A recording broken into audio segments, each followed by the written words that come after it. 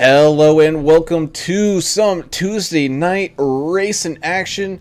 We are here with the Numb Thumbs Gaming 175 from Indianapolis Motor Speedway, the pinnacle of speed here in the US. And man, we're in for a great show here tonight with the HCK Beagles Racing League.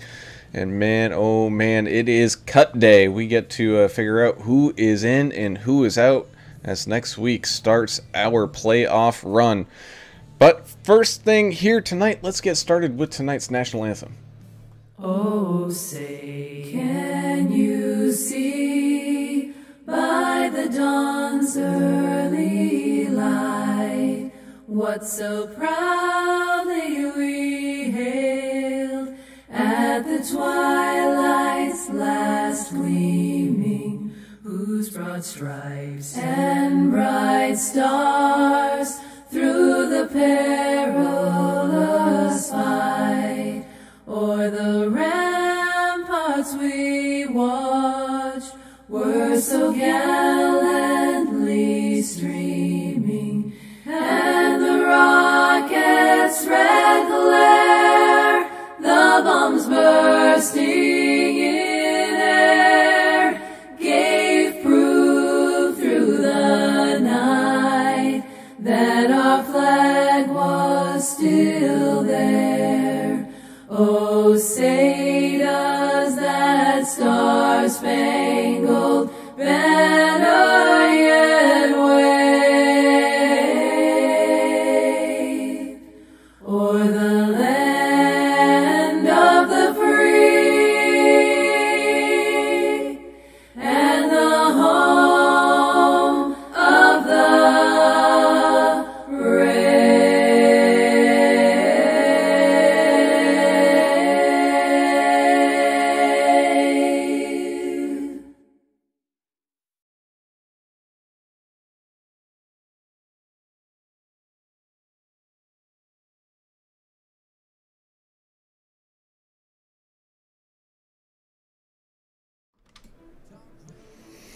And thank you. As stated, this race is sponsored by Numb Gaming. If you want a great gaming community to join, whether it's racing, trucking, Star Citizen, whatever have you, go make yourself some friends over there at Numb Gaming and join their Discord. They got something for just about everybody.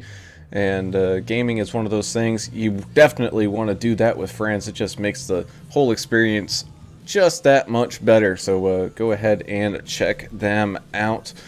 And yeah, so we're here at Indianapolis Motor Speedway, and this is going to be a long one for some of these guys, but joining me here for that wild ride is Mr. Alan English. Alan, how are you doing tonight, man? Good, man. Looking forward to this race at the historic Brickyard. Just watching a little bit of practice. Kevin Winker with our fastest time in practice session, and last week's winner, Paul Durkee in the 6 machine, pretty right there, close behind him in second. But practice times don't matter. These guys they're out there qualifying right now, as a matter of fact, and even where they qualify, it's not 100% of the game, but it's pretty important here because it's very, very difficult to pass here, and we're going to see that come to fruition tonight. It's going to be really difficult to pass, and these guys are in it for 70 laps. So track temp's getting up there too. It's about 104 degrees right down there on the Brickyard. So we'll see how that affects these guys, especially like coming out of turn 2. That's a difficult turn. It's easy to push up into the wall there as well. That it is, and going to be covering all the craziness that happens down on pit road. That's Mr. Adam Turner. Adam, how you doing tonight, man? Man, I'm doing great. Glad to be back with these guys. HCK Beagles Racing League.com. Check them out, man. You can get driver bios and all that stuff on there. 2 fast repairs, 75% fuel. Something we hadn't seen here is minus 5% power. So they're taking some power away from these trucks. We'll see how that's gonna affect the race. Unlimited tires as normal, but I don't know. I don't think we've raced one where we've taken power out of the truck. So we'll see if that makes it a little easier to handle here at this kind of flat Indy track here. It's built for the Indy cars, not so much the trucks. As we're going around here in qualifying, taking a look at that race info, like you said, Mr. English. Cooking track temp out there. Get your skillet and eggs out, because you're going to be able to maybe make yourself some breakfast or something down there. But other than that, it's going to be a nice sunshiny day, and bringing us down to that key to the race, and is, will you make the cut? It's just like they do in golf.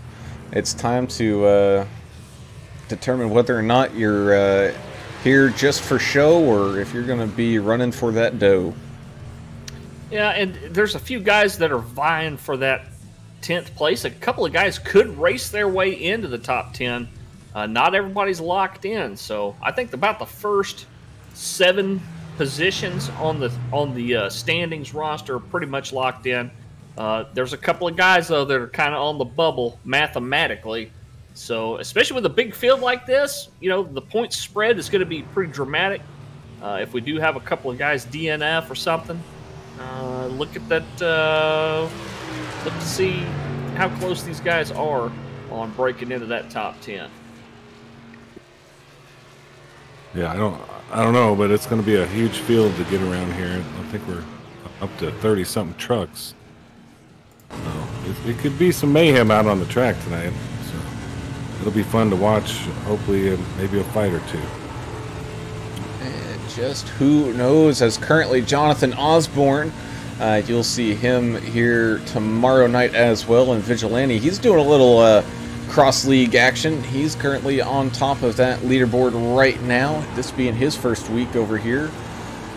And man, it's gonna be good. So we're taking a ride around here with that one of Derek Welsh sponsored machine by Numb Thumbs Gaming, and you can just see this flat track, and these guys are gonna have their work cut out for them. Yeah, speaking of those guys from Vigilante that have come over, we got Albert Anderson, Josh Bidner, and Jonathan Osborne. They're all in a team. That team's called Team Showtime. Looks like they got Dustin Reilly down there with them too. So, man, the Big Show Slayer coming over too, huh? Yeah, I don't know if he's racing tonight, but he's in their Discord with them. Maybe helping them out. But yeah, they're Team Showtime. Man, that's going to be fun to watch versus Team America. I think we might be on to something here. Well, there's a bunch of talented drivers in several of these leagues that we broadcast for, and it's kind of neat to see guys running in multiple leagues. I mean, for some guys, once or twice a week really isn't enough. They'd like to get some more racing in, and if they could do it with some friends and migrate over to another league, we'd love to see that kind of stuff.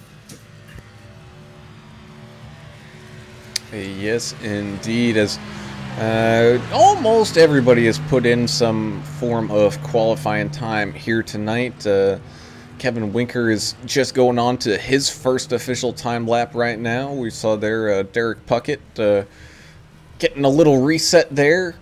Also trying to put in a pretty good time as everything is starting to shake down across this leaderboard. Let's go ahead and take a look at what those current standings are. And I believe he drives the 27 machine. That would be Curtis Critchley still in the lead. He's obviously safe and locked in. Same thing with Kevin Winker and Cale Turbeville. Those guys are all safely up there in that top 3. Justin Lawson and Paul Durkee are looking pretty good as well. But really, it's that cut line that's really important here tonight. Currently held by Cody Staton, but Paul Ferdiani and Rob Chowdhury not too far off. And, if you're Brandon Coleman, you still also need a pretty good finish here. Yeah, I'm looking for Critchley. Is he racing tonight? Is he? He might not need to. He don't need to. So, one less guy out there on the track to fight if you're up front. But, man, it's going to be it'll be fun to see how it shakes out and how tough it's going to be to get into these playoffs. Yes, sir, it will be. So Kevin Winker so far moving up to 11th. The only other person on track right now is that 8 of Derek Rowdy Puckett. Just going across the line for his first official time, and there you go. He's now on the grid.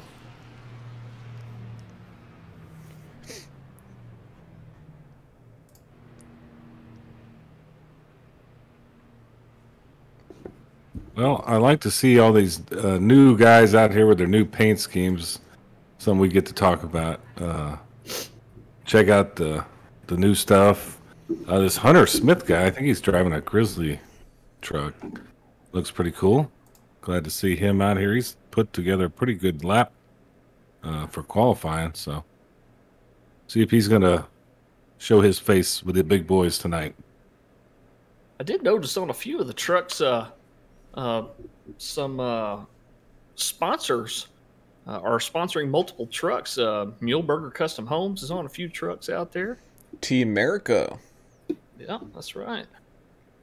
Of course, Bruce Muhleberger with Muhleberger Custom Homes up there in Michigan. They're going to be sponsoring a few races in the Chase, so we'll definitely get to talk about that great company as the season starts to wind down. As it does. Man, these guys have put in a lot of work. Looking forward to more seasons to come from the HCK Beagles, and even got a sneak peek at what next season's schedule looks like. And man, they've come a long way just from running Daytona iRacing Super Speedway in Talladega. Boy, I tell you, I didn't get to see that. What do they got going on? Oh, I think they added Atlanta as well. Oh, they got like Atlanta, they got Rockingham or something. Oh, right. Man, they got a the whole All-Star race is going to be at a short track as well, I believe. So, man, next season's going to be just as exciting, if not more. But our drivers have finished their qualifying, and that brings us down to the grid. So let's go ahead and do our official grid rundown here tonight. Jonathan Osborne, with his first race over here at HCK, ends up taking pole position just by a little bit there from Joshua Moore, who's going to be starting there on his outside. That 6 of Paul Durkee, he's looking pretty strong up there at the front, starting in third with Josh Bittner, also one of those vigilante guys. He's making his start here tonight, and he's going to be starting in fourth. You have the 3 of a newcomer, Hunter Smith, in 5th, and another newcomer, the 96 of Zachary Peterson. Man, so we got a whole bunch of new people coming in here, joining all this high car count kind of stuff. The 66 of Paul Verdiani is going to be starting here in 7th, with the 20, Justin Lawson, in 8th. Cale Turbeville is going to be starting in 9th for that 64 machine, with Rodney Griffin driving the 97, rounding out tonight's starting top 10. Yeah, Kevin Winker, after putting in a pretty damn good time during practice, couldn't quite find it in qualifying, but he'll be starting in 11th place. Bay Area Rob Chowdhury in the 408 truck will be starting in 12th to his outside. The 39 of Brandon Eastman will start in 13th. On his outside will be Zach Dillon in the 120. Cody Staten in 15th. We all know he likes to drive in circles, as his bio says. And the other Staten boy, Zach Staten in the 88, starting in 16th place.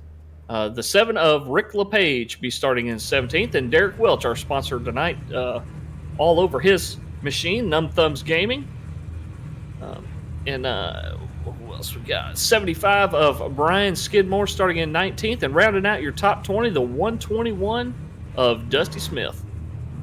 Yeah, 54 of Brandon Coleman at 21st. 25 of Mark Collins, 22nd. Number 4 of Eric Stoy in 23rd place. 31 of Brad Taylor at 24th. America's driver, the number 2 of Albert Anderson, starting out 25th. 12 of Austin Johnson, 26th. The 110 of Richard Michelob Gray, the oldest racer in iRacing. He's out with us tonight, 27th. Number 5, Stephen Naylor in 28th position. Number 8 of Derek Rowdy Puckett. He needs to have a good race tonight, but he's out back there starting at 29th. 69 of Gregory Turner in 30th, if he's going to get up there and race. We'll see. And 45 of Michael Reynolds in 31st, and Andrew Hansley the 4th, rounding it out in 32nd position. So Carol Hansley already pulling for him on Facebook, saying, "Come on, Andrew." As we continue to watch this field go around right behind that pace car, man, oh man, this is definitely gonna be good. I mean, these guys have come a long way, and their skill has improved very, very much. So I think we're in store for a great race here tonight.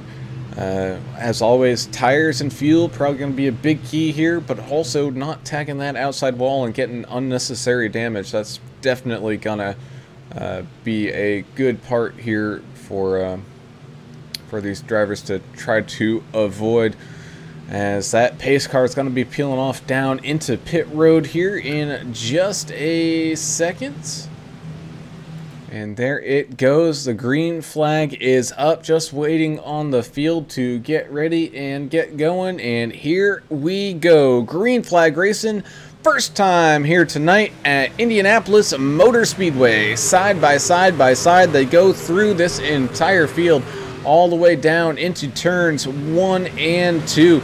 Jonathan Osborne getting a solid start there out in front, able to just get right out in front of that 51 of Joshua Moore, and we're looking to be single file up there directly at the front. But we got the 3 and the 6, Hunter Smith and Paul Durkee, having a little battle, and here comes that 84 of Josh Bittner on that outside of the 3, trying to get that pass done. And same thing with all the way up at the front, Joshua Moore in that 51. He's wasting no time, knowing that once when these tires wear out, passing's going to be almost impossible. He's trying to get around Jonathan Osborne. Yeah, these guys need to get down and try to get on that inside line as soon as possible. The quicker they can do that, the quicker they can start to find their line and start to click off some laps. Lap number 1 officially in the books as they came across that 1 yard of bricks. Joshua Moore taking that lead away from Jonathan Osborne. Paul Durkee was able to follow him right up through as well. Cale Turbeville is looking very strong out there in that chromed out Klondike machine. He's running fairly well. Already made up 1 spot up to 8th. He's one of those guys looking for his first win on the season as well. Yeah, well, Facebook lighting up out there. Carol Hansley, Andrew Hansley, Eddie Murray on there saying he don't do math in public. And Bruce Muehlberger pulling for Team America. Over on the YouTubes, we got Earl Evans, Dustin Reilly. Thanks, guys, for joining us. Joel Moore pulling for the 51 as usual. So, man, awesome to have some viewers out there tonight. Yeah, and share that with y'all's friends. Everybody wants to see this. This is going to be fun. But my question to you is, where do you pass here? This is a tricky track on passing. Is there a specific place y'all would think passing would take place? Build up a run coming out of 2 and see if you can sweep down, use the draft, sweep down, try to get your nose in going into 3. That's about, you know, that's about it for me when I race here. But it's hard not to dive bomb somebody. You know, a lot of it's just going to be waiting on somebody to make a mistake, scrape the wall a little bit or something. It's difficult here, no doubt. Yeah, no doubt about it, as the one of Derek Welsh is kind of bleeding positions a little bit here. He just got passed by Dusty Smith as well as Albert Anderson, and I think Zach Staten wasn't too far in front of them. And you can definitely see people just using what you just said, gaining that momentum in the corners and just trying to time it just right, and you can get a big old run heading down these straightaways. Yeah, so turn 1 and then turn 3 would probably be where you're going to make your move, is what I'm hearing from y'all, because you're getting that big run with the draft. So I'll be paying attention to it. It looks pretty lined out at the moment. I think there's a little patience out there for now. I mean, it is a longer race. It's 70 laps, so these guys are going to be out there for quite a while, and I'm sure we'll see a caution at some point. As of right now, though, everything looking very good, as the 12 of Austin Johnson and the 31 of Brad Taylor had a little battle going on, and right in front of them you can see a whole mix of trucks up there. You got that 2 of Albert Anderson having a fight with the 88 of Zach Staten right now, and right behind him he's got Dusty Smith and Derek Welch side by side as well. And the reason Albert Anderson was able to make that pass is that the 88 wiggled a little bit and went up to the outside wall, and Albert saw the opportunity there and he took it. And I think all he needed to do was get a nose in, but it looks like Zach Staten's trying to give it back to him a little bit. Yeah, I think I see where we're going to have our issues is the tire where it goes along. It's going to be coming out of turn 4 and slapping back into that outside wall. So I think we saw a little bit of that on the last turn 4. We'll see if it kind of persists as these tires wear down. As kind of up here in that battle for 6th, you got Zachary Peterson and Cale Turbeville side by side, all right in front of that 42 of Kevin Winker. And man, oh man, Kevin Winker, one of those guys with quite a few wins on this season, looking to continue that hot streak that he's been on. He is safely into the championship run, but man, that 42, he likes to only do one thing, and that is win. Yeah, thank you, Angry Indian 89, for joining us over on the Twitch feed. We got some redundancy set up for these broadcasts. We're on Twitch, YouTube, and Facebook. Just in case we have an issue, you can check us out on one of the other streams if one goes down. Man, I just noticed something between Peterson and Turbeville. They're both running Klondikes. Oh, really? As, Kevin Winker dives up to the inside of the chromed out Klondike car of Turbeville. Mariah Powell saying, let's go, Joshua. A lot of people pulling for Joshua Moore out there. He's got a fan base for sure. He's doing really well out there in front right now. Jonathan Osborne and Paul Durkee have been kind of flip-flopping positions a little bit right behind him there in second. Paul Durkee, man, he's the last couple of weeks, he's really come alive. We've seen a lot of great finishes from that 6 machine, and it just goes to show that you got to get into a rhythm, and once when you're in that rhythm and you get hot, man, you can go on a tear. Yeah, and I'd like to let everybody in this league know, if you don't know Jonathan Osborne's story, you may want to learn about it. You can learn about that at the Vigilante Report on SoundCloud. I think it's the first episode they did with interviewed Jonathan Osborne. Y'all need to, he's got an amazing story. It's truly amazing.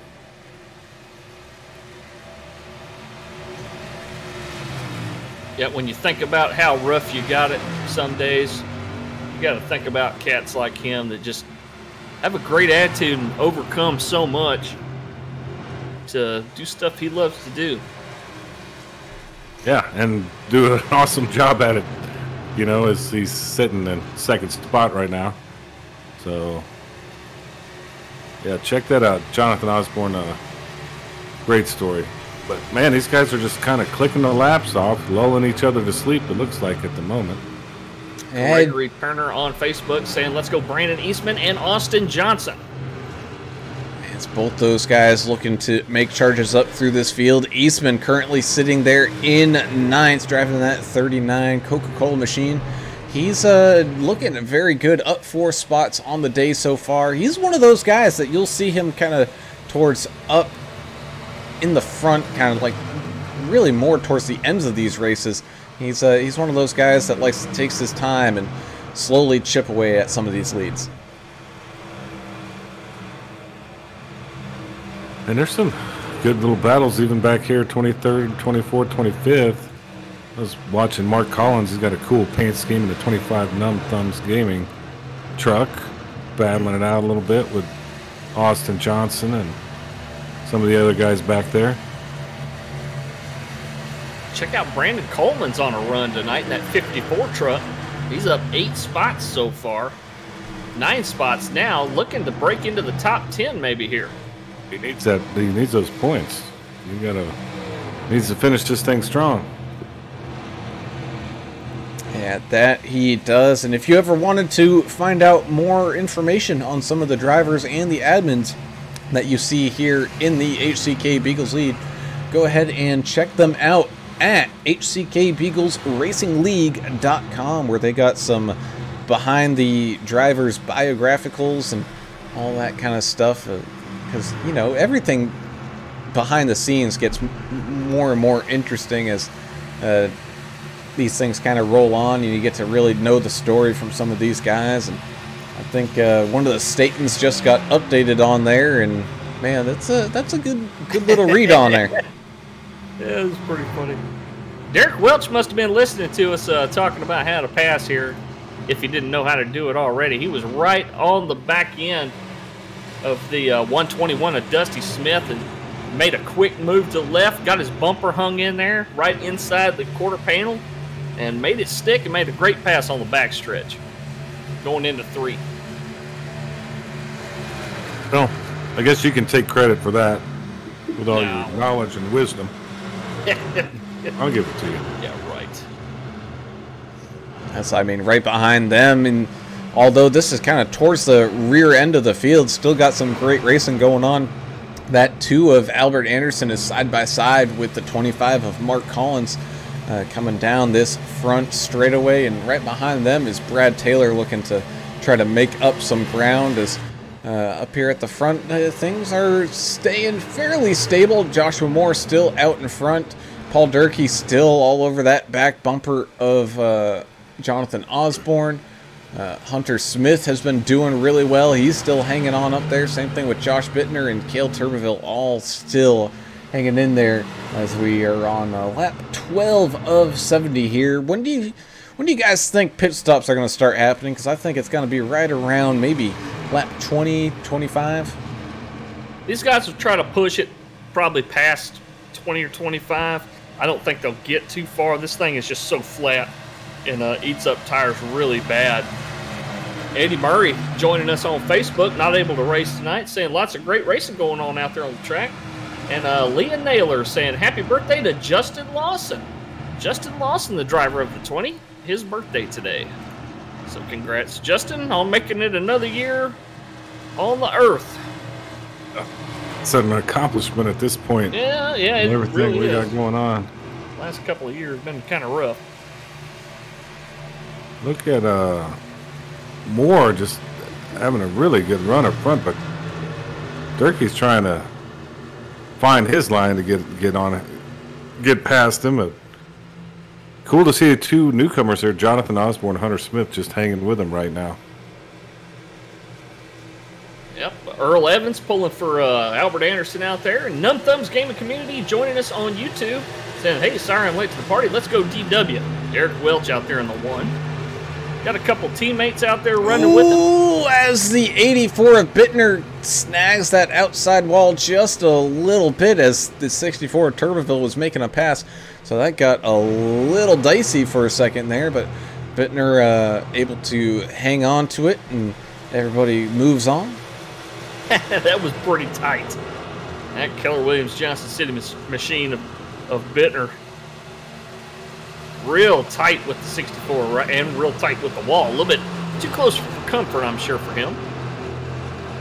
Winker just made a pass there to put himself in 4th place past Hunter Smith, who's driving that Grizzly truck tonight. He is, and I mean, as though things have kind of single filed out and whatnot, there's still, it's not like one driver's absolutely running away from anything here. I mean, you got Cale still up there fighting, trying to get around that 3 of Hunter Smith right now. You got Kevin Winker making his way through some of this traffic. I mean, everyone's still, I'm within, like, you know, the top 7 or so. We're still within a second of the leader. Yep, real tight. Yep, Russell Endicott joining us over on the Facebook, pulling for Albert Anderson, who he calls Tenderfoot. Well, that's actually what we call America's driver, Albert Anderson. Yes, he's got a fan club, doesn't he? Yeah, he does. He does, as Paul Durkee makes a pretty good move there on Joshua Moore to take the lead away from him, and Joshua Moore being kind of thrown off the racing line that he was running, ended up losing a little bit of ground and almost lost the position there to Jonathan Osborne, but able to hang on to it. But here comes Osborne looking up to the inside right now as they go side by side here through turn 2. Man, So- real clean pass. Less than 10 laps probably is what we're thinking for pit stops. It may happen a little sooner if we get a truck going around, but looks like everybody's holding on to it pretty well. Just Managing their grip. The one corner where you didn't lift at the right point because of the tire wear, and you're into the wall and then into everybody else. So a lot going on out here. Oh, We it's got a couple of takers. couple of takers. Oh, slow it down, boys. Slow it down. You got Joshua Moore, Kevin Winker, Brandon Eastman all coming down.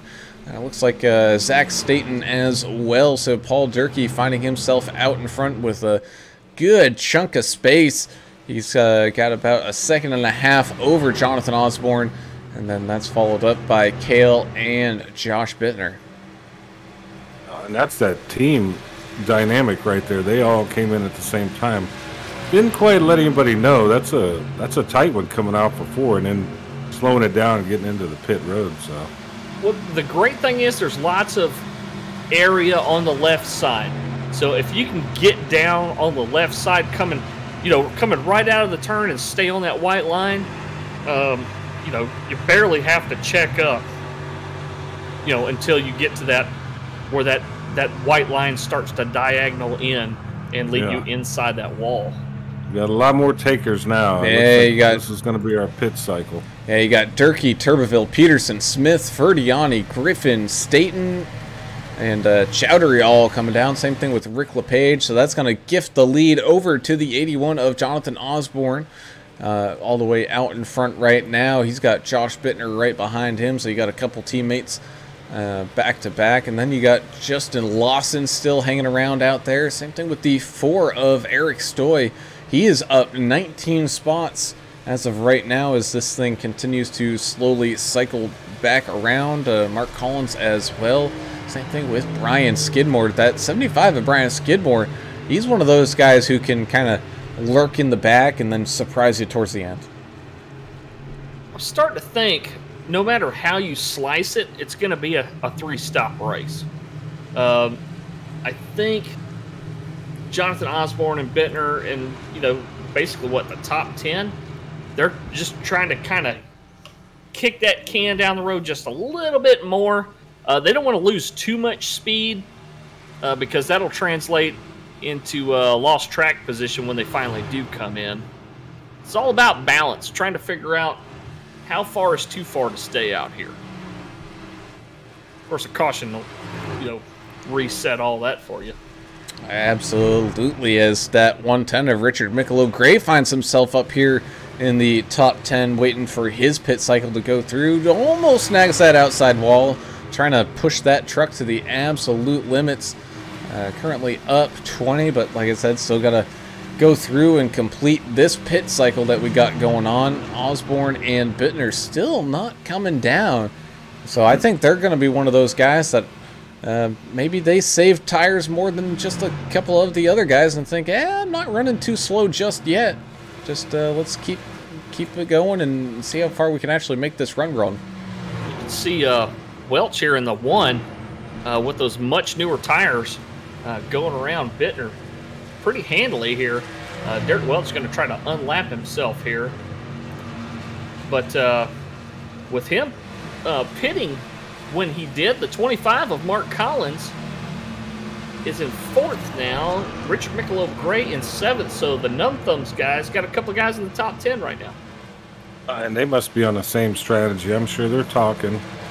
And they'll all come down together at some point here, probably within the next lap or two. So, as Jonathan Osborne looks like he's coming in. That he does. Bittner stays out, so a little interesting call there. So teammates not coming in together. And we see it all the time on Wednesday nights. Bittner, he's definitely one of those guys that loves to play the strategy game here, and I think he's got just a touch of damage from hitting that outside wall once, but it's definitely not affecting him too badly here, so he wants to stay out there as long as he can before using maybe a fast repair to make sure his truck's all brand spanking new. Yeah, talk about some crossover racing. Numb Thumbs Gaming, Numb Thumbs Racing, and HCK Beagles are working on some joint events and stuff together, so check out HCK Beagles Racing League on Facebook and check out their website at hckbeaglesracingleague.com. And don't forget to check out the sponsor tonight, Numb Thumbs Gaming Community. Go check them out on Facebook. There's a couple of Numb Thumbs pages, but make sure it's the one that we posted in the M.TV description for tonight's race. We hyperlinked it for you in there, so you can follow it over there and see what they're all about. They're like a family over there, man. I'm telling you. How do we do that? You know how to hyperlink stuff? Yeah, that's what What? it used to be called. Oh man, we're high speed now. I know Brown's got enough controls to run a space shuttle. I didn't know you had anything to do with this. High Good speed, job. low drag, yeah. Yeah, that's a cool community. They got a lot of stuff going on. But right here, these guys are a cool community too. HCK Beagles RacingLeague.com. So here comes Richard Michelow. He's late to the party, but he's going to come into the pits. Yeah, it's, Mark Collins is doing the same thing here as Brian Skidmore also joins them coming down pit road. So let's see if Andrew Hansley decides to make his pit stop here, and it looks like he will. So Joshua Moore looking like he's going to take back the lead here as he comes across the line. He's got Kevin Winker there in that 42 trying to chase him down. Same thing with that 6 of Durkee and the 64 of Cale Turbeville, as we just are probably going to wait a couple more laps and then our complete cycle will be done. Adam Strawn joining us over on the YouTube channel saying, let's go Michelob. Of course, we know Adam and Richard from, not just from racing, but we've done a little farm simulator together as well.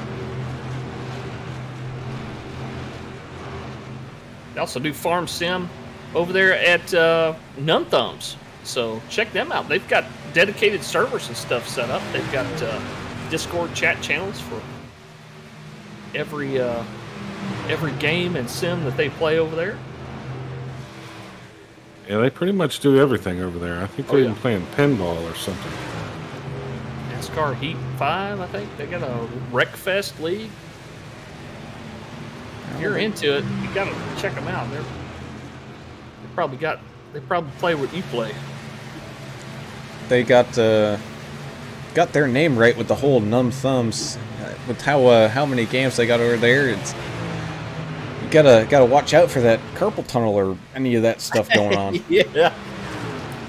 ATS, American Truck Simulator. I actually drive for their virtual trucking company, who's going to be sponsoring a couple of races here later on. Spatium Trucking.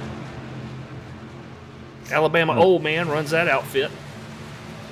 Oh, now we got a little line here with Coleman, Hunter Smith. Looks like Jonathan Osborne getting a little racy out there. Yeah, I noticed this once when cycles were going around here.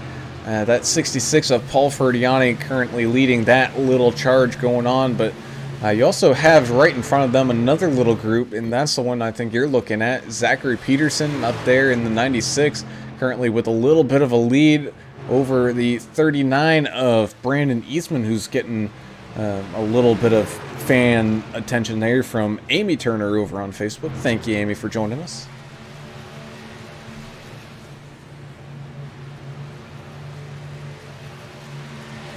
Got nothing but clean racing so far. The wall got hurt a little bit, but that's about it. All these cars are pretty clean.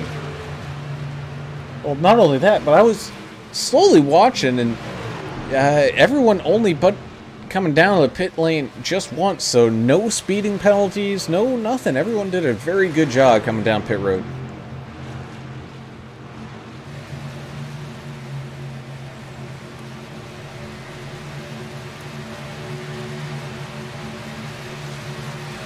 Trying to find some action out here. It's just kind of lined out.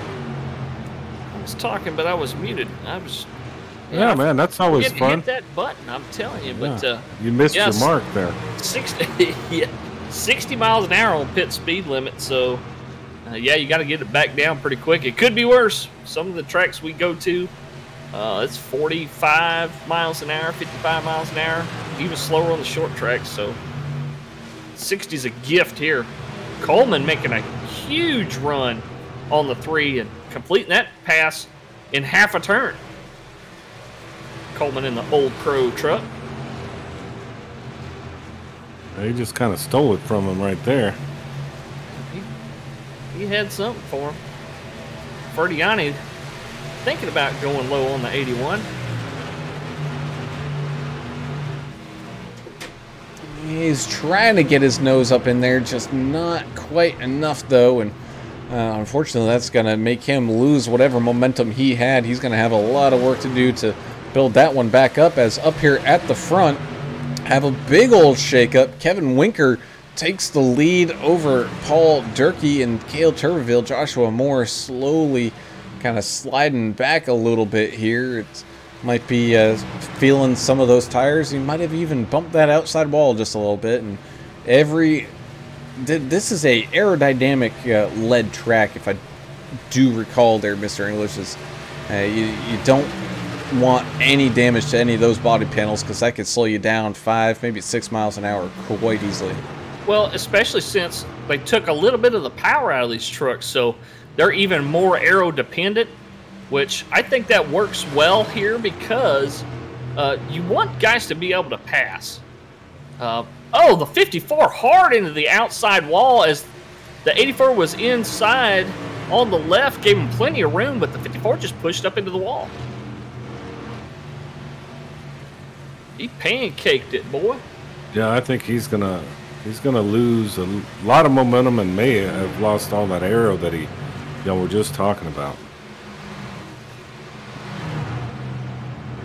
Cubby Stanley joining us, saying, let's go Numb Thumbs. Pulling for those guys out there. Yeah, Rodney Griffin is about to make a move on the 54. That's going to be unfortunate for Brandon hitting that wall. As up here at the front, you got Cale Tuberville all over that back bumper of the 6 of Durkee. Cale able to get around Kevin Winker, so still looking for that first win on the season here for Cale, and tonight he's looking pretty good up there. Yeah, Kevin Winker starting in 11th. Didn't quite get the qualifying run that he wanted, but still sitting in the top 3 regardless. I'll say something else, too. Back here around 17th, 18th, you got Derek Rowdy Puckett up 12 spots. Steven Naylor. Hang on. Things just reset on me. Yeah, don't trust anyway, the we got a computer. lot of movers that started way back in the back. And Michael Reynolds is on the lead lap, it looks like. Yeah, that they are. Let's see here. Got Steven Naylor in that 5, trying to make his way around that 8 of Puckett as they continue to drive around here. Got other people trying to make their charges up through this field, like that 408 of Bay Area Rob in that currently 17th spot. He's trying to catch up to the 88 of Zach Staten there and try to find his way up towards this top 15. So we kind of look even more into that top 15. You got Hunter Smith doing pretty well out there. You got Paul Ferdiani doing pretty good out there. Same thing with Rodney Griffin. Rodney Griffin is one of those guys who's had some bad luck at those plate track races and whatnot, kind of getting involved in some late wrecks that cost him some valuable positions. But he's looking pretty good here tonight, just outside of that top 10 right now. Yeah, I'm watching Brad Taylor right now in that number 31 Harley Davidson Ford F-150. He's out there kind of running by himself right now, but being solid, taking care of his truck, trying to stay out of trouble. Right now sitting right at the end of the top 20.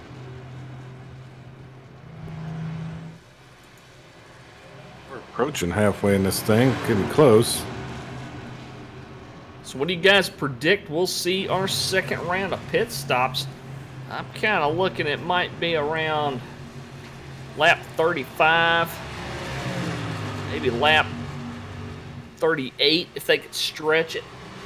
Yeah, well, some of these guys might even stay out all the way till lap 40. I mean, Osborne and Bittner both pitted very late. That's true. You know, so I think we're going to see it just come right after the halfway point, as Brad Taylor getting passed here by the 25 of Mark Collins. Side by side, they go down and across the line. And it looks like Mark is going to have that spot just by a nose. Joshua Moore had some trouble, hit the wall, got past, and now he's Looks like he might get past again. Brandon Eastman just got through there. Eric Stoy in the 4, moving up a bunch of spots so far. 4 Machinist sitting in 13th place, up 10 spots. Biggest mover so far. Yeah, currently trying to catch up to that back bumper of the 97. He's got about a second gap there to try to make up some ground, but he's got that 15 of Cody Staten. He just made a move on, trying to come back up through, and he's got his hands full there, trying to chase down people as well as hang on to that spot.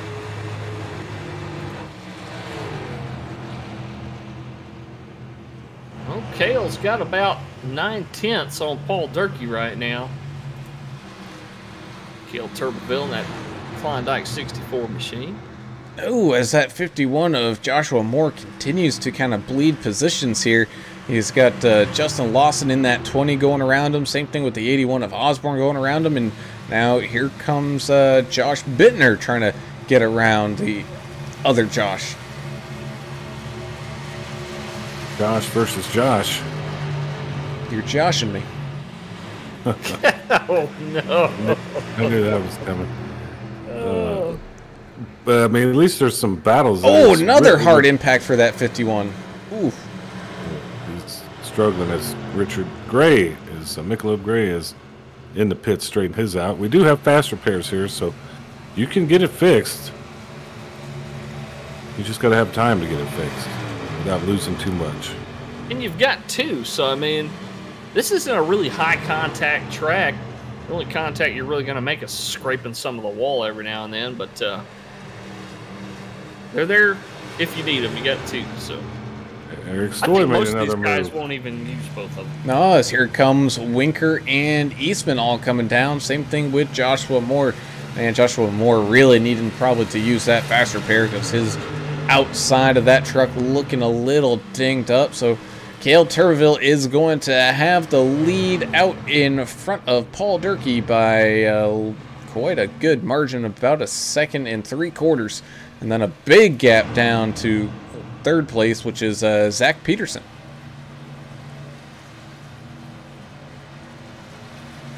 Oh. This is where all the action's happening tonight, down here on pit road. See if they can get in and out without it having any incidents. Sometimes that causes a problem on both sides of it, coming in and coming out. So Paul Durkee's coming down. So looks like we're going to have a big change here. Looks like Jonathan Osborne's going to come down as well. Cale Turbeville staying out so far, though, Alan. That he is. He's one of those guys. He was probably looking in his mirror, seeing what kind of gap he had, and he's like, you know what? Why come in early and suffer on those older tires later on in this race? I think he's going to maybe try to push it so he's got some fresher tires maybe towards the rear end of this race. So he goes around Andrew Hansley there in that 24.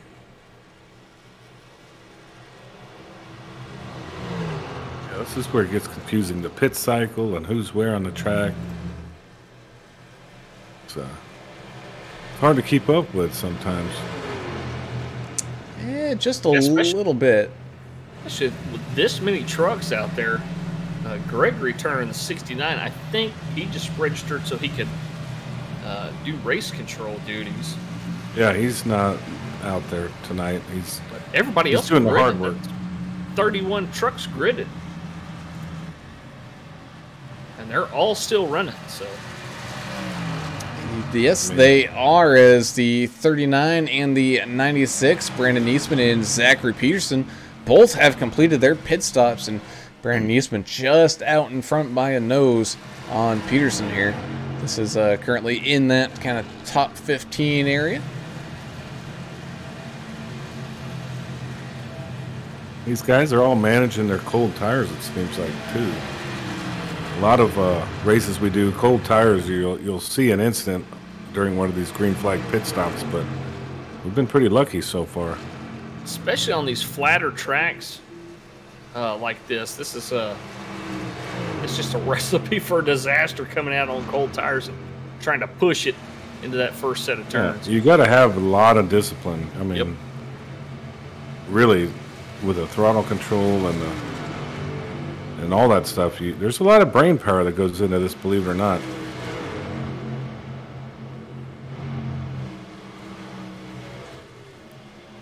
Derek Welch now up in second place with his teammate Mark Collins right behind him.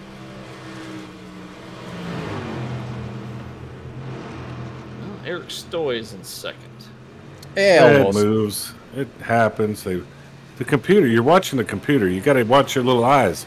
Use your own eyes. Don't worry about that computer. I'm trying to keep an eye on the leader right now, Turboville, just waiting for him to come down onto pit lane, but every time he comes around, he just passes it up. That he does. I mean, he's one of those guys. He last pitted on lap 17, so it's not like he was one of the later guys to pit on that first run. As it looks like he's trying to maybe catch the draft of a car coming out of the pits right now. Who knows, maybe 84.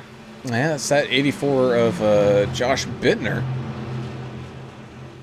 Well, he's got a big gap behind him. I mean,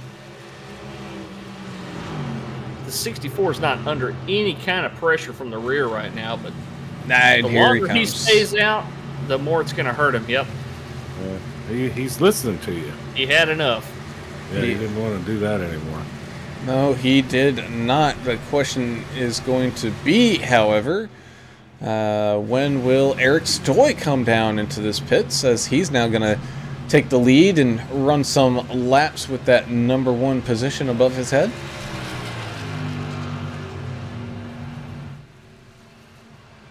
Derek Welch in the 1 just came down as well.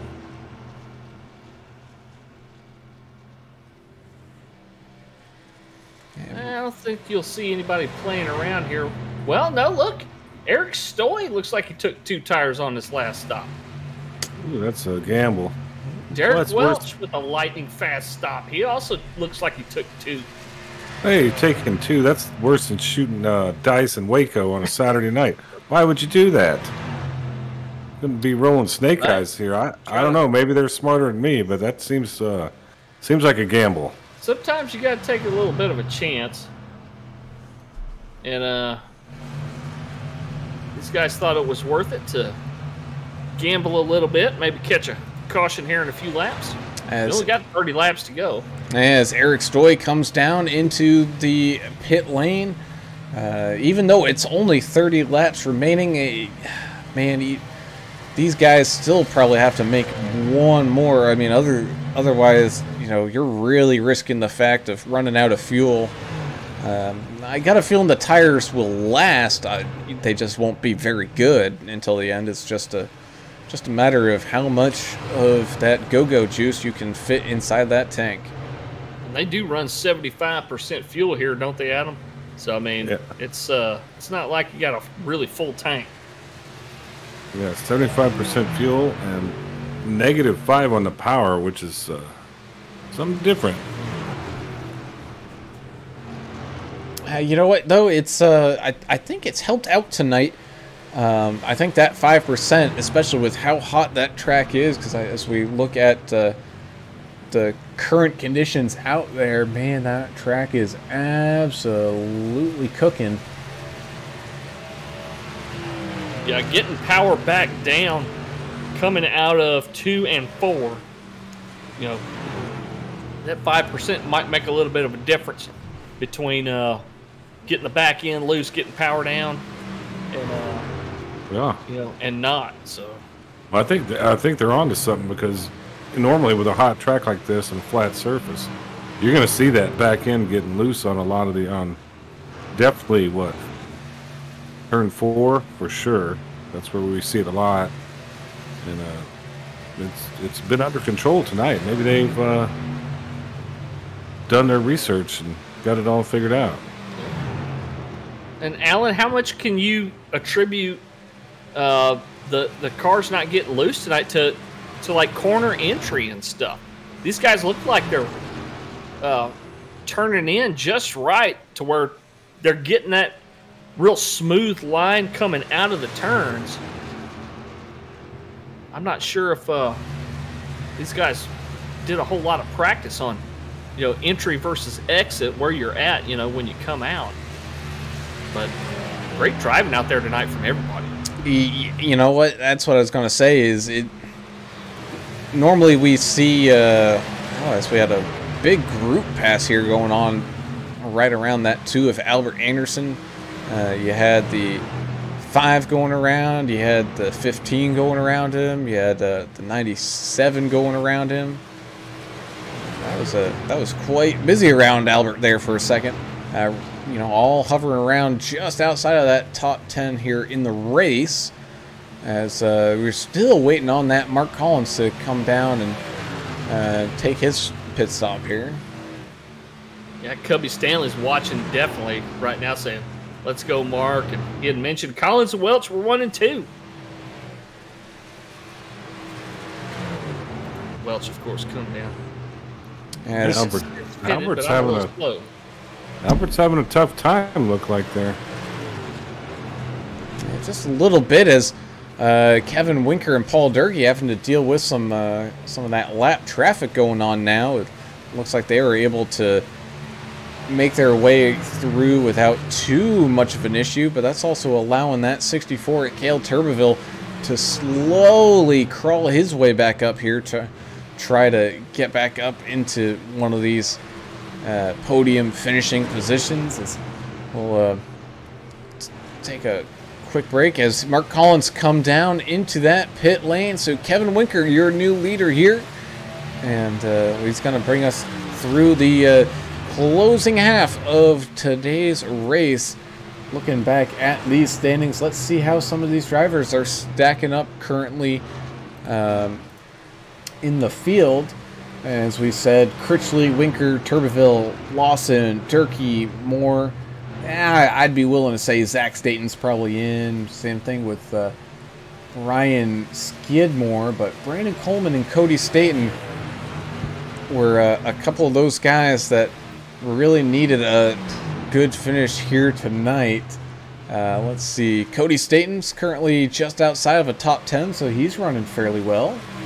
And if Ferdiani keeps up the good work, and if he moves up a couple more spots, he might just win his way into the top 10. Yeah, that as well. You got Ferdiani looking to make up some of that ground. He's only doing some math. 13 points off of 10th here, so if he can finish 13 spots in front of Cody, that would help him out quite a bit. Y'all are really doing the math over there. Need a slide rule or something to keep up with y'all. It's Charlie Anderson saying, "Go Winker number 42." And then Gregory Turner says, "Don't root for Kevin Winker. His head's already swollen enough as it is." And then Eddie Murray saying, "What's helping tonight is that the horrible 33 isn't in the field," referring to himself, of course. But come on, Eddie, you ain't that bad. Well, I mean, he's the best baseball player I ever saw for the Orioles. Oh, Stephen Naylor has a little bit of an issue. Oh, Lord. What happened with Naylor there? He ended up jumping to the pits. Let's find out and take a look-see. Coming through turns 1 and 2. He's out there into the outside wall between 1 and 2. And, hard impact back towards the inside. Able to keep it off of that racing surface, but he's going to end up getting a tow, and so a tough night for that 5 of Stephen Naylor. Yeah, that was a really hard hit, but he kept his foot on the brake, kept it from sliding up in front of a couple other trucks that were coming around that corner. This is a tough track. Tough track. Cale Turbeville able to drive around Kevin Winker pretty easily there, so he moves back out into the lead. You got Paul Durkee there still trying to keep on up with the guys up here at the front, just a couple tenths off of Kevin Winker. Zach Peterson looking to maybe try to close that gap just a little bit, as well as he's a 3.5 plus back behind the top 3 here. You got Eric Stoy still having a battle with Paul Ferdiani back here in the race for a top 10 ninth place finish, or ninth place right now, as they go side by side. It looks like Eric Stoy is going to be able to take that position. Michael Grenald's in the 45's got some pressure coming to his rear. She had the leader and a couple other trucks coming up pretty quick on him. And that he does is, looks like, oh boy. Oh, that was Paul Durkee and that other truck they got together there. The 7 of Rick LePage. Rick LePage and Paul Durkee. Paul Durkee thought he was clear, man. That could have been a disaster there. Hopefully that doesn't slow Paul down at all. Well, that's the closest we've seen, I think, to having a yellow so far. Maybe besides that the last hard impact that we saw to the inside wall. But man, these guys keeping it clean. We're about to start lap 50, and we'll have 20 to go after they complete 50. So this thing's moving along. Yeah, but you know, this is also where we're going to start to see some of that fatigue set in. I mean, a lot of these guys, you know, these races typically have a couple cautions in it, so they're able to kind of take a break and relax. But these guys have been on their A game so far for all 50 laps, and I mean, it's been extremely impressive to watch. So the question is, can they maintain that pace? Yep. Can they maintain the pace, and can the guys that need to point their way into the chase, can they get it done? Brandon Eastman at 39 smacking the outside wall pretty hard in that Coca-Cola truck. He's going to lose a couple spots. They can, but if they can, without any more cautions, English is going to be able to watch the 10 o'clock news, then Johnny Carson after that, so he'll be happy. I did not know that. Some people understand the reference, most people don't. Durkee's coming down, so he's looking at his final pit stop there. And he has a little damage. I'm wondering if that was part of his thought process there. 84 and the 81 battling it out. Yeah, a couple teammates going down into turn number 1. Looks like the 84 is going to get that position away. Looks like Cale Turbeville, man, he has opened up a can of gappage here when when he got by Kevin Winker. He's now 3+ seconds clear to him, and Zach Peterson is still 3+ seconds back behind Winker. So our top 3 finally starting to get spread out for what seemed like at least the first half of the race. He could have thrown a blanket over the leaders, is now extended on to be a big old quilt. Yeah, a couple more takers. Zach Dillon. Brandon Coleman's getting serviced right now. Brian Skidmore's in.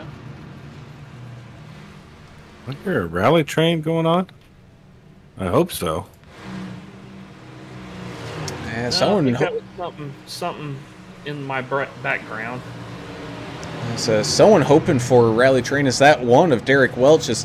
He and the 408 of Bay Area Rob trying to get everything slowed down. Ooh, that was a little sketchy there for the one of Welch, part of that Numb Thumbs gaming community, who is the proud sponsor of today's race.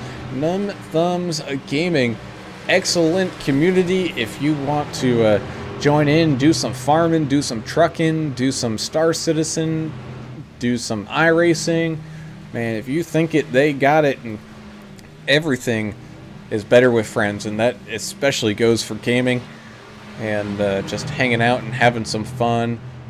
Know those guys over there, pretty relaxed setting. It's just a matter of time until I make my way over to there. And man, oh man, it's a great race to be broadcasting, and all sponsored by Numb Thumbs Gaming. Russ Endicott over on Facebook said, I got my binoculars out and I'm trying to find Tenderfoot. He said, come on, man, let's get it.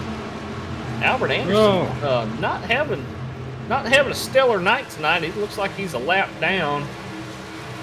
Well, I think he's just playing games with these guys. He'll be back next week. You don't want to show him up his first week or second week here, right? Yeah, he's sandbagging up. Yeah. Oh, here comes Richard Gray making a pass on the 88 of Zachary Staten. I hadn't seen Richard Gray pass anything since 1978. Good to see him passing somebody out there. Yeah, that 110 machine. The only things I ever really passed was my exit on the interstate. Like, damn, that was my exit. Oh, more side by side as these guys are trying to negotiate some of the slower traffic. Get some pretty big differences in speed from some of these guys that haven't pitted versus those who have. This is what this is a recipe for accidents here, is when they're going 3 wide on the front stretch. Ooh. Yeah, Joshua Moore's involved in that one. Yeah, he also got that 51 of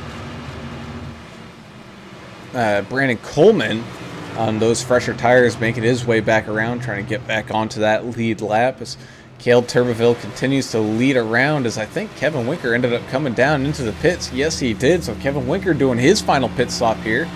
We also got Justin Lawson still hanging around out there as Caleb Turbeville continues to absolutely dominate here in this latter stage of the race.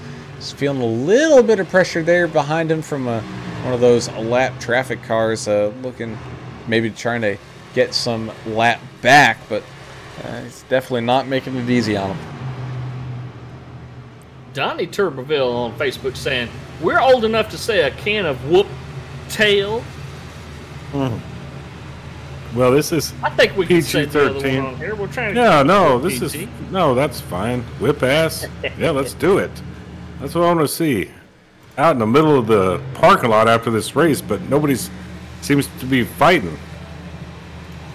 As Justin Lawson, while Caleb Turbeville comes down into these pits, is going to lead a couple laps here. Justin Lawson driving around, Mr. Birthday Boy in that 20.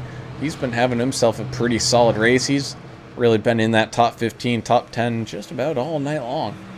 Russ Endicott on Facebook saying the keeper, who that's what he calls Josh Bittner. He said Bittner's like a cold snake out there ready to strike at the end. Swami says keep an eye on the 84. Probably. I like the Swami says. Yeah, that's pretty good. Yeah.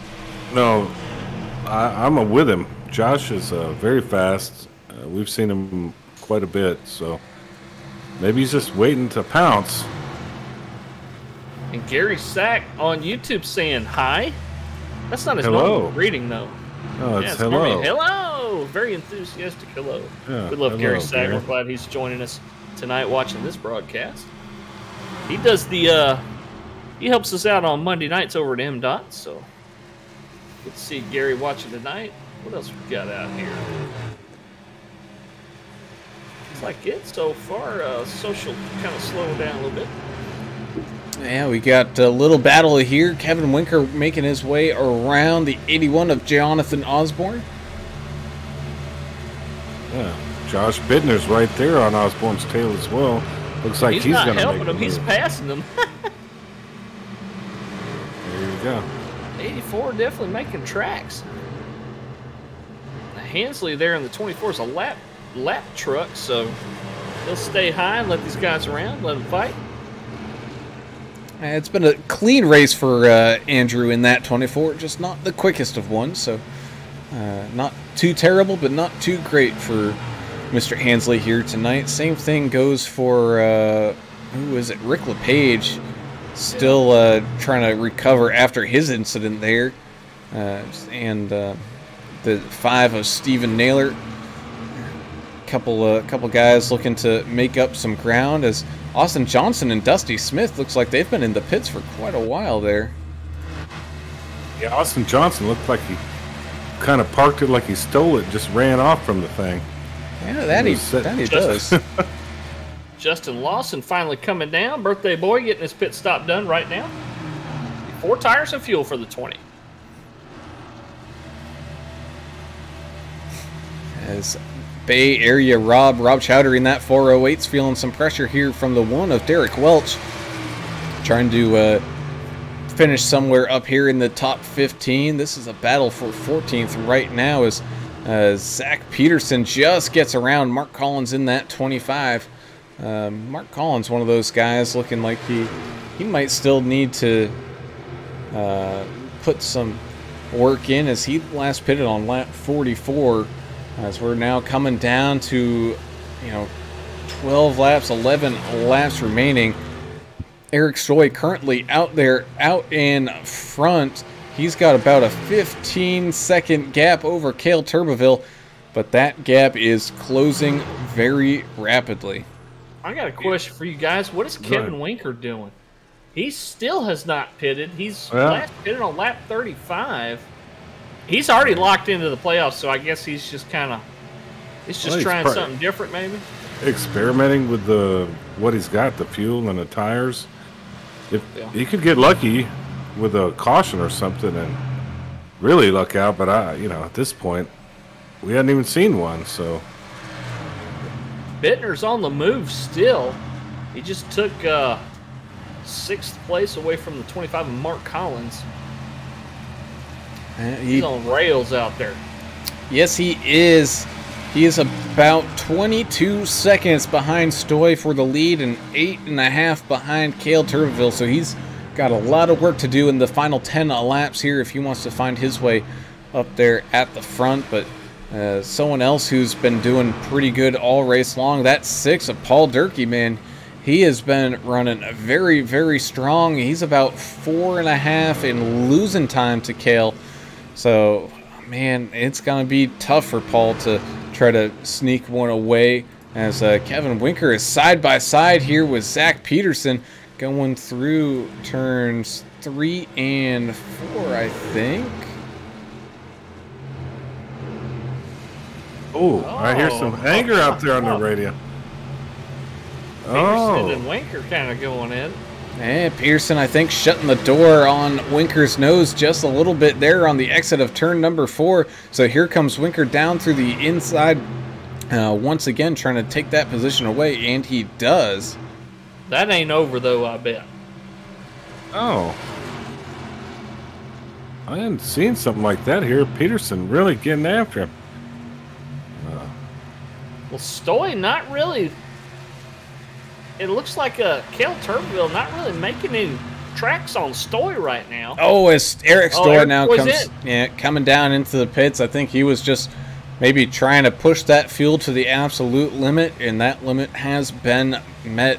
So here comes Cale Turbeville to take the lead here in the remaining 9 laps of this race here at Indianapolis Motor Speedway. He's about 5.5 seconds clear of Paul Durkee and Kevin Winker.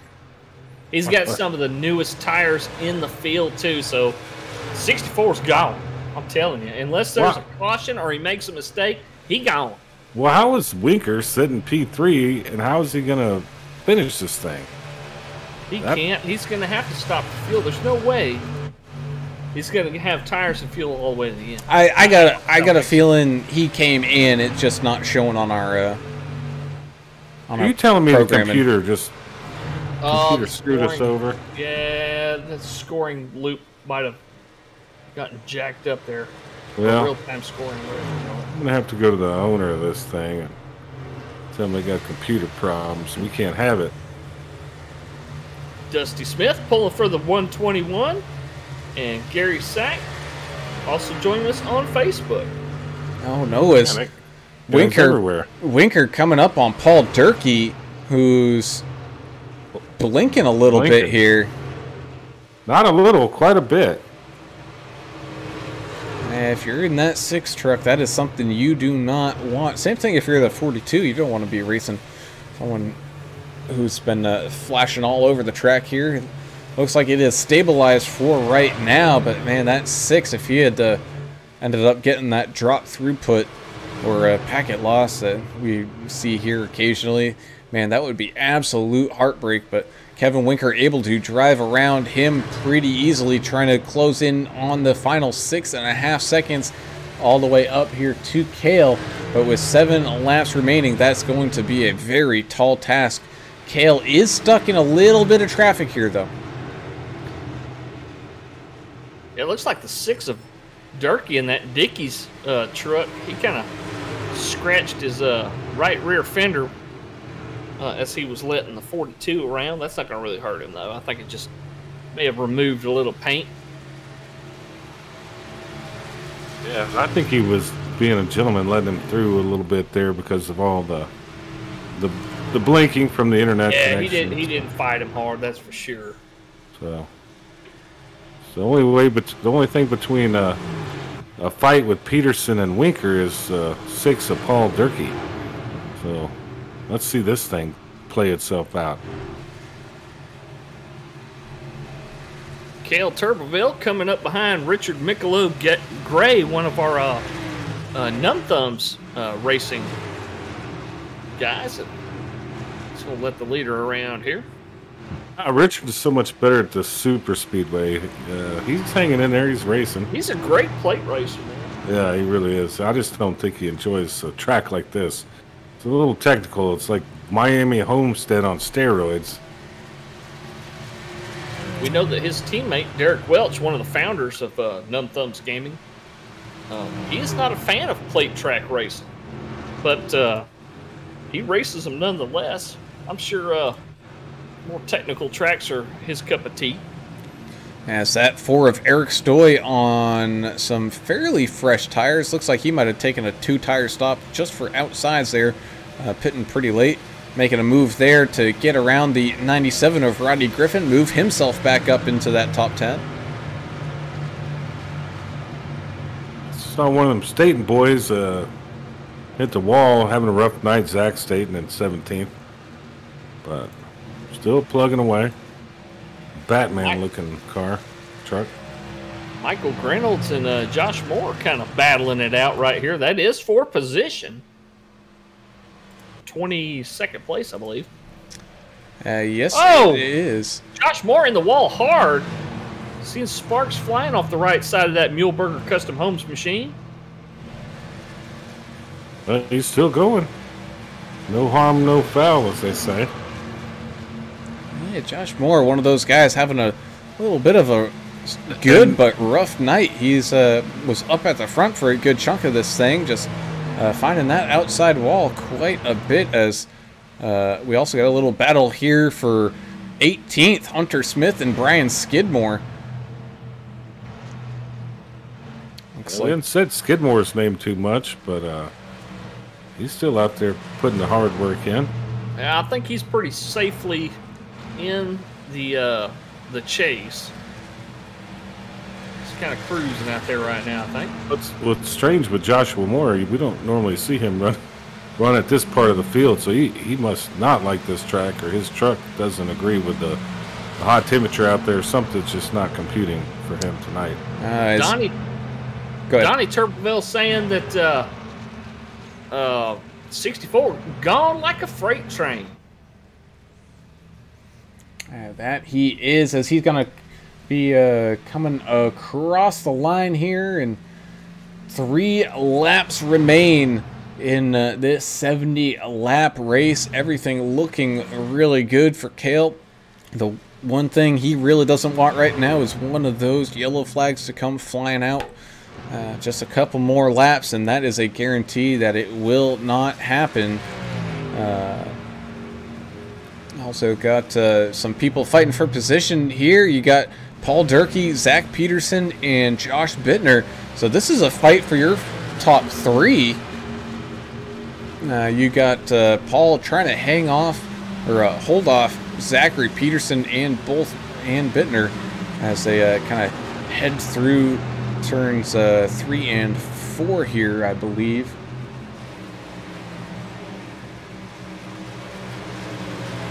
Zach Peterson's really pushing it to the limit, trying to catch Durkee. Paul Durkee trying to get that Dickey's truck all the way to the finish here. He's had a very good run, as that 6 truck has looked strong all night long.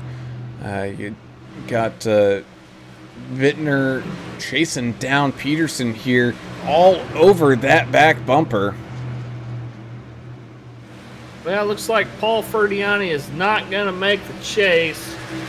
He's mired back in 23rd right now. I thought maybe he'd have a shot with a really good, strong finish tonight. It just didn't work out. But he's still going to be racing next week. It's just not going to be in the playoff chase for the championship. The 84 right now making his move in the inside of Zachary Peterson, and I think I don't know if he's got enough time to get in that podium. No, he may not, as the white flag has waved, which means no cautions here at Indianapolis. We are going flag to flag. You got Cale Turbeville clear by a Boeing 777 going all the way down this long back straightaway. And man, has this been a long time coming for Cale. He's had quite a few seconds and a lot of thirds here. And I mean, he is third in championship points without a win, but that's about to change here tonight. One more turn remaining, heading through turn number 4. That 64 of Cale Turbeville bringing that chrome Klondike truck home. And across the line, Cale Turbeville picking up his first win here at HCK Beagles. The drought's over. We knew it was going to happen. Didn't see it coming here at Indianapolis, but we knew Cale was going to get his first win. It's not over. It took him a while to get it. Almost not over yet for Bittner and Durkee there. Had a drag race down across the line to finish, but Durkee got him by just under a tenth of a second. Boy, I was about to say, that got crazy. Bittner, I thought, might have had him. I didn't think he was going to catch him, but damn near did. Man, what a fun race. Just flag to flag. We didn't have any incidents and nothing crazy. Look, expectations coming in, I thought, oh man, here we go. It's Indy, in trucks. It's going to be single file. There's going to be no passing. I think a lot of it had to do with they pulled a little bit of horsepower out of these trucks, made it almost like a pack race, made the draft matter, and oh man, it was exciting. I loved it tonight. It was absolutely great. As for the first time this season, that 64 machine able to burn some rubber down here across those yard of bricks.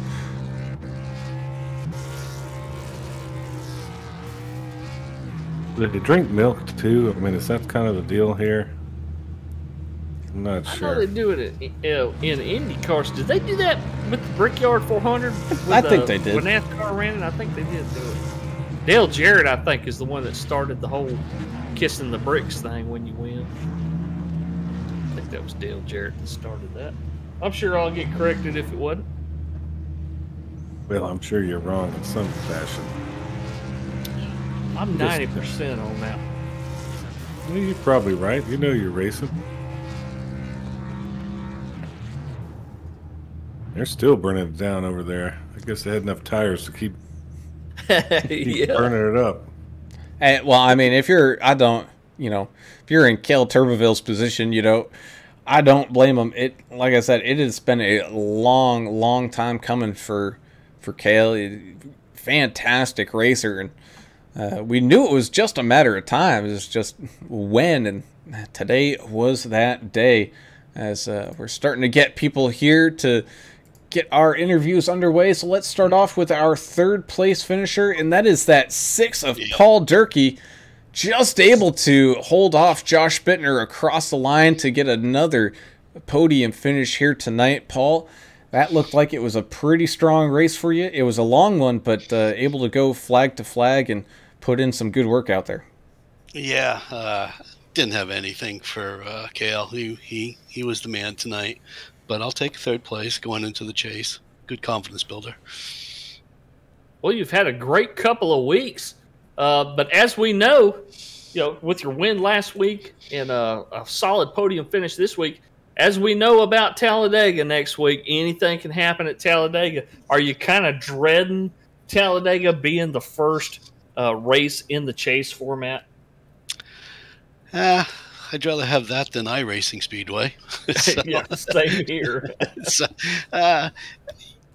if you can stay up in front at Talladega, kind of stay out of the center of the pack. It's okay, but trouble's going to find you when it wants to.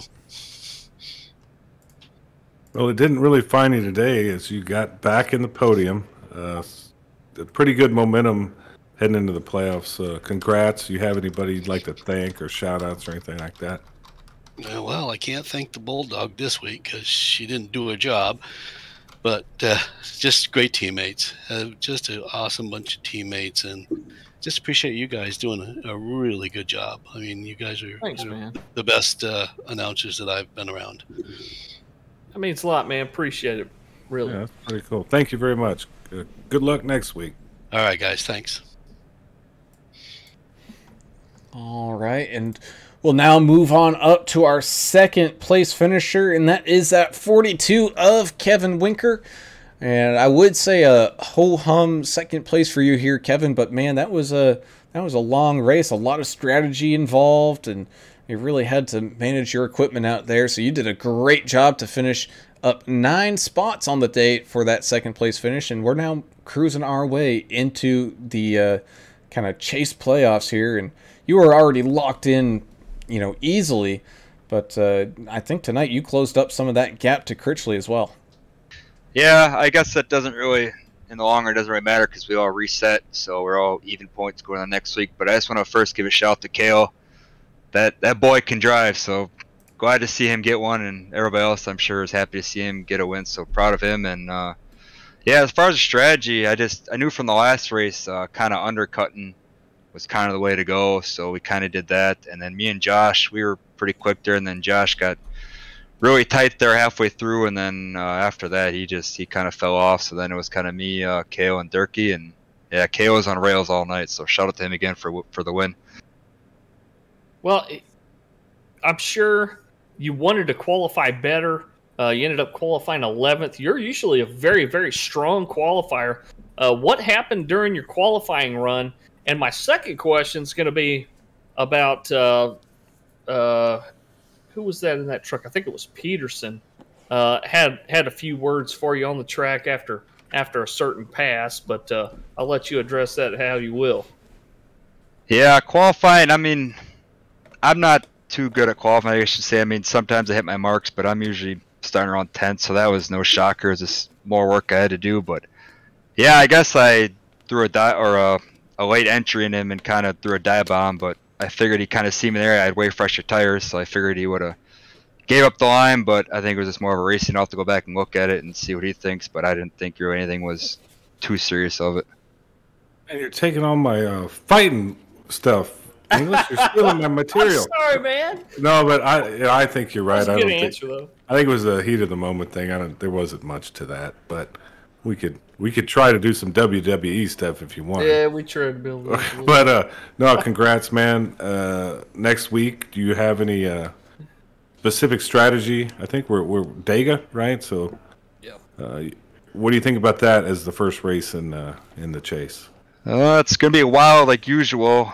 I mean, now with the chase starting, you kind of gotta watch your moves. You can't, be as aggressive. I mean, you kind of gotta watch them. I know I like that high side there, so I don't know. I might try something different next week just to kind of get a good finish, but we'll see what happens there. As always, Team America, we work well together, so hopefully we can get one of us in the winner circle next week. Well, man, again, congrats on the second place finish here tonight. You got any other shout outs you want to put out there or anything like that? Yeah, I just want to give a shout out first to Numb Gaming for sponsoring tonight's race. Thanks for them. I know they sponsored a couple other ones, so shout out to them. Shout out for my own sponsor, Muleburger Custom Homes. I know he sponsors me and Josh, so big shout out to him.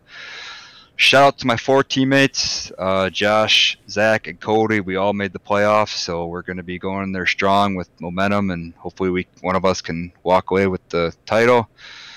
Shout out to you guys in the booth every week with the broadcast, race control, the admins, Eddie, Greg, Austin for putting this whole league on. My buddies, Brandon and Justin, for watching every week. My fiance, just everybody that's a part of this league. Just great work, and we'll keep it up, and hopefully we can go get a title this year. I hope I'm not messing up your fiance's name when I say it. Is it Charlie or Charlie? It's Charlie. Charlie, okay. Yep, Charlie. So yeah, Gotcha. she gets kind of questioned that a lot. So no worries. Yeah, sorry about that. Charlie, I got it. Like Charlie Pride, got it. Yeah, you just don't throw the French on everything. English, that's that Cajun French. You just got Sorry. too much flair. Well, congrats, man. We'll see you next week. All right, sounds good. Thank you guys. Have a good night. I think I was saying Charlie. I think you were. I just like to so. mess with you. As the man who's been waiting for quite a while for this interview, that is the 64 of Cale Turbeville, getting his first win here at HCK Beagles at Indianapolis. And Cale, that was an absolute dominating performance, and it looked like it was a lot of fun for you out there. Yeah, I had a blast. It's not too often you get to have some breathing room like that in these races. Well, you managed your gap very, very well. You had solid pit stops. You didn't make any mistakes, and when you do that, great things are going to happen. You started back in ninth. Did you have some trouble qualifying? I know a lot of people are just not great at qualifying, but usually you're up there in a pretty good spot to start out with. Talk about that a little bit. How'd your qualifying run go? Well, I'm like you said a minute ago. Some people ain't good at qualifying, and I'm one of them. The same way in real life. I always seem to race up positions. I never seem to qualify where I really would like to be on an average basis. But I don't know. Them new guys were pretty quick in qualifying. I will give them that. Yeah, those new guys are they're pretty good, but you topped them tonight. You had a lot of fans out there. What are you looking forward to next week as we begin the playoffs? And I'm pretty sure you're happy to get this one. There, you had a lot of fans out there commenting, and even the other drivers, they're pretty happy for you. Yeah, I got a whole bunch of them saying congratulations. I want to say thank you to all of them for being such nice competitors and everything and all that. I wish it would have come just 1 week later, though. The first race of the playoffs, or the chase. It would have been my birthday next weekend, or next Tuesday. But Well, I ain't complaining. I tell you this, Cale, we all knew it was coming. It was kind of like when Chase Elliott started running, and people were saying, "Well, when's he going to get a win? When's he going to get a win?" And then once he broke the seal, so to speak, they kept coming and coming. We know you're going to do great things in this league. You've proved it with your consistency, but this one's just got to be sweet. I'm sure you'll savor this one. You'll never forget it. And more will come. Hopefully get to see you in Winner's Circle a couple times in these playoffs, or in this chase, rather. What are you looking forward to in the chase? What are the tracks on the schedule that you're looking to dominate at? I'll tell you one that's not, and that'd be Talladega. I really do like Michigan and Indy, my favorite ones. And I'm glad to see next season they're going to be bringing some more variation. But I am sad to see Indy go next season. But I don't really know. Just kind of going to be going in blind. Who knows how everybody's going to drive in the chase. I know in the beginning, everybody was pretty quiet as far as their driving, and as things kept going, everybody's got more and more aggressive, and I don't know if that's going to keep going in the chase or everybody's going to calm down a little bit. We'll just find out and see. I got a feeling the intensity is going to be turned up all the way to 11, and you, sir, are sitting in a pretty good spot. Well, man, before I let you go, got any other final shout-outs you want to get out there? Yeah, I know my daddy's probably been the main one commenting, I'd imagine. My cousins, I know they're watching. Hurricane Creek Racing. I'm ready to get back at it in real life too. It's been ridiculous, but I'd like to thank all them. Thank y'all for doing such a great job announcing. I love going back and watching the races afterwards and listening to how good y'all are at announcing these things, and Mr. Gregory and all the admins. I do such a great job of this, and yeah, I'm just ready. I'm ready for the chase to start. Alrighty, man. Well, again, congrats on the big time win here tonight. Go and enjoy some cold milk or beverage of your choice, and we'll see you in the playoffs here next week. Yeah, I'm going to go have a Klondike bar. There you go. There you go. That's how you celebrate. There you go. Yeah, for sure. Congrats, man. Thank y'all.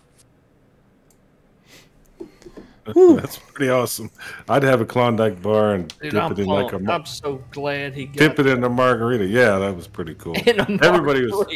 I don't know. It sounded good, but these guys, they all respect him and they like Kale, and that was cool to see him get one. Yeah, and you know it. We say it week in and week out. You know, a lot of these guys, you know, it's wide open. You could see anybody win at any moment, but like we were saying, it was just a matter of time for Kale. It was, man, talk about a great talent that up until now that, you know, was winless. There's a reason why he was in the top 3 in overall standings without a win. Is because he gets good finishes week in and week out. Very consistent, and this might be his first win, but like I said, man, he broke the seal now. It's time to go out there and get some more. We know that Kale will just get better with time. He's a young fella. He's going to get better. So great seeing the 64 finally pick up a win. And now our playoff field is set. Can't wait for next week. Plate track racing is what me and Adam, I think, like to watch the most. But this was a great race tonight. Flag to flag. You kidding me? Man, it was great. We really enjoyed calling this one. That we did. Well, as we start to wind things up here from Indianapolis, let's go ahead and talk about our final finishing order here tonight. And that starts it off with the 64 of Kale Turbobill picking up the win here tonight. He had Kevin Winker by a good margin there at the end. Kevin coming in second, up 9 spots on the day. So a pretty good race there for him. You had the 6 of Paul Durkee finishing right where he started there. So solid race for him. Able to just hold off the man in 4th, which is one of the new guys for HCK, Josh Bittner, bringing that 84 machine home in 4th. Same thing with Zachary Peterson, another one of those new faces here, able to come away with a top 5 finish. And Jonathan Osborne, man, we had 3 drivers all back to back to back, all within shouting distance of this top 5. Jonathan bringing that 81 machine home in 6th. You had Brandon Eastman in that 39 machine, bring it home in 7th, with the birthday boy, the 20th, Justin Lawson, in 8th. You had the 4 of Eric Stoy, your hard charger of the race, I do believe, 14 spots on the night in 9th, with the 97 of Rodney Griffin, finishing right where he started there in 10th. So a great run from Rodney. Cody Staten in the 15 finished in 11th after starting in 15th place.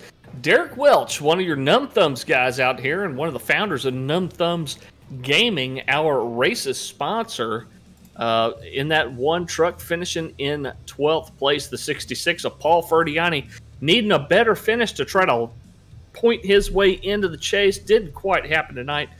Finished in 13th place. Still on the lead lap, but just not quite enough. Also on the lead lap, the 408 of Bay Area Rob Chowdhury, finishing in 14th place. Brandon Coleman in the 54. We saw some moves from him early, and then he kind of slipped back a little bit. Ended up still finishing pretty solid in the middle of the field in 15th place. And the last truck on the lead lap, the 88 of Zachary Staten, finished right where he started in 16th place. Hunter Smith in the 3 machine, your first truck 1 lap down, finishing in 17th place. 75 of Brian Skidmore, I believe he's in the chase as well. I think he's locked into the chase, finishing in 18th spot. Pretty solid finish. Mark Collins, another Numb Thumbs Racing team member in the 25, finishing in 19th place. And rounding out your top 20, that 31 Harley-Davidson machine of Brad Taylor, right there in 20th after starting 24th. You get to 120 of Zach Dillon, ended up 21st. 45 of Michael Reynolds, 22nd. 51 of Joshua Moore had a rough one out there, ended up 23rd. And Muhleberger Custom Homes truck. 24 of Andrew Hansley, ended up in 24th. 110, Richard Michelob Gray, 25th. Number 8 of Derek Rowdy Puckett, in 26th. Number 7 of Rick LePage, 27th there. Number 2, America's Driver, Albert Anderson, in 28th. 5 of Stephen Naylor, 29th. Austin Johnson, looked like he kind of parked it there at some point in the race in the pit road, 30th. And then Dusty Smith in 31st place. So that rounds out today's field here from Indianapolis Motor Speedway. We thank you all for tuning in and watching tonight's race. You guys are the reason why we do this week in and week out. Is otherwise it would just be 3 guys watching a race and talking to ourselves, and it's definitely more fun with all y'all out there. So thank you again for watching, as well as tonight's race sponsor, Numb Thumbs Gaming. If you're looking to join a gaming community, whether you want to get into Farm Simulator, Truck Simulator, iRacing, Star Citizen, they've got a whole slew of games where they got multiple people all playing at the same time. And gaming is one of those things that it is much better with friends. You can see it here in racing, because if you're the only one out there racing, man, it's kind of boring. You're just kind of stuck and not really that interesting. But when you get a whole good crew of guys and can have some fun like they do over there, man, it makes a big difference. So go ahead and go check them out and check in on their Discord. I believe links are up on the streams, so you can go check them out with that direct link and go join yourself a great gaming community over at Numb Thumbs. We look forward to seeing you all here again on tomorrow night, where we got the Vigilante Racing League taking on, I believe they're going to Bristol or Dover. I know it's one of those two. I forgot. It's the same track, basically. Either way, we're looking for some short track action tomorrow night, so I don't think we're going to have the same thing here. We're going to see some beating and bumper banging action there tomorrow, so be sure to check in and enjoy another great race. On that note, I'm Alan Brown for Alan English and Adam Turner. We're out of here for tonight. We'll see you later. We go. Yeah.